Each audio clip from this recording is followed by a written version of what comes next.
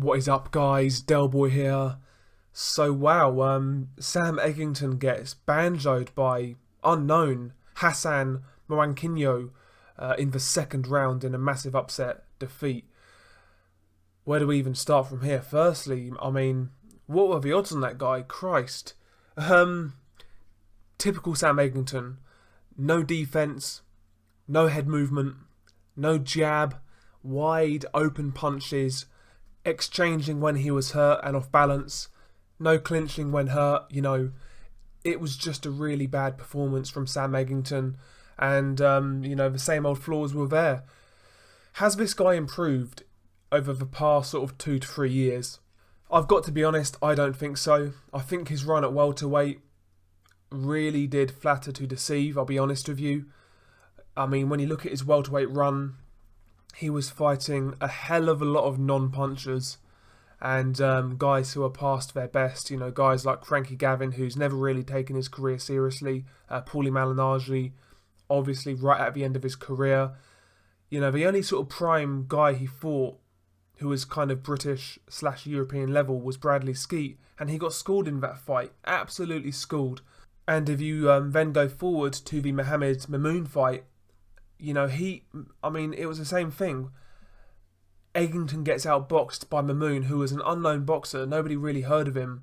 And the same flaws from the Bradley Skeet fight were there. Can't block a jab, don't move his head, can't cut the ring off, awful defense. The exact same fighter was in the ring. No improvements at all. No adjustments in the ring. And I just don't think this guy's improved technically over the years at all. Yes, he's got better in terms of conditioning because he's got more resources now than what he had a couple of years ago. He's been on a bit of a rise, but technically he's not improved. He really hasn't. And something like this was always down the road. People always ranted on about Sam Eggington's chin. Well, listen, he's been hurt by non-punchers. He got hurt by Paulie Malignaggi. He got dropped against, was it Glenn Foote or Dale Evans? I forget, but he got dropped against one of those guys quite heavily, and neither one of those guys are punchers. I was never convinced of Eggington's chin at 147. Frankie Gavin was actually stopping Sam Eggington in his tracks. Frankie can't punch. And people were saying, Sky was saying this guy has a granite chin. I never saw that personally.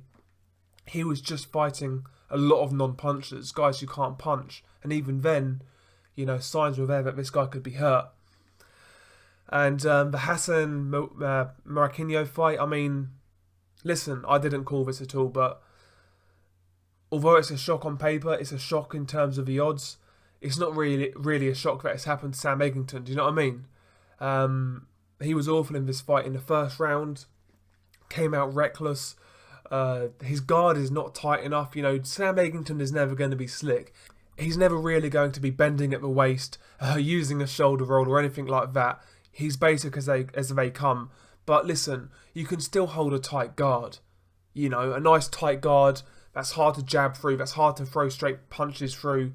A nice tight guard is something. And Eggington didn't even have that. His guard was terrible. You could just punch right through it, punch right round it. In the first round, Eggington got caught with a nice left hook that kind of stunned him, and that was a sign of things to come. Round 2, Hassan Mwakinyo just jumps all over him, lands a barrage of punches, in particular the right hand again going through the guard. Sam Eggington is badly hurt, and Mwakinyo is just teeing off on him. And although Eggington doesn't go down, he was badly hurt, he was out on his feet, and the referee had to jump in and stop it. Good stoppage by the referee. Obviously now there's going to be an inquest from Team Eggington into what happened, why he lost the way he did, etc, etc. Listen, man, I think they've got a hard job in putting the Eggman back together again. I really, really do. This guy's been taking a hell of a lot of punishment in his career. He's only 24 years old. Now we see him getting stopped. This is only going to get worse. He's taken a lot of damage, and he is going to deteriorate from here on out. I think this guy is going to be done by the time he's 26, 27. You know, I really, really do. Unless he changes something drastically, he's going to be done very shortly.